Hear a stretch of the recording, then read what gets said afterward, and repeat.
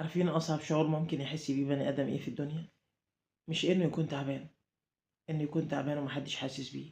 إحنا في لحظات الضيق مش بنبقى محتاجين نصايح ولا لوم ولا عايزين أسئلة ولا تحقيقات. الحاجة الوحيدة بس اللي إحنا عايزينها سند نسند عليه.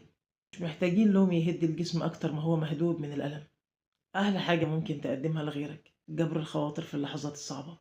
الإنسانية مش مجرد كلمة بنتكلم عنها، الإنسانية إن أنت تحس بوجع اللي قدامك من غير ما ينطق ولا كلمة، إنك تشوف لمعة الوجع في عينه فتهون عليه، مش تضغط عليه أكتر بأسئلة وتحقيقات.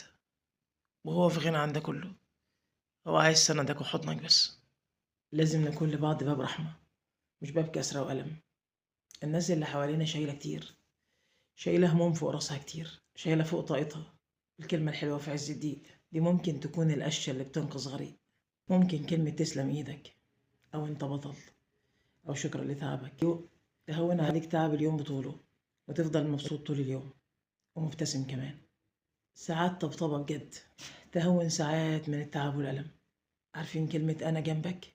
الكلمة دي مفعولها سحر، بتبني جوانا هنا وسكن بجد.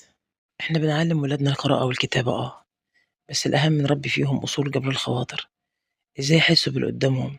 الصفة دي لو اتربت في ابنك بتخليه بني آدم سوي محبوب لما يكبر. ودي دايما رسالتنا، فطفلك هيتعلم ببساطة. وعشان المحتوى ده يوصل لأمهات أكتر وعيلتنا تكبر، لو الفيديو عجبكم وقدرت أقدم لكم معلومة مفيدة، ما تنسوش تفرحوني باللايك والشير للفيديو مع أصحابكم.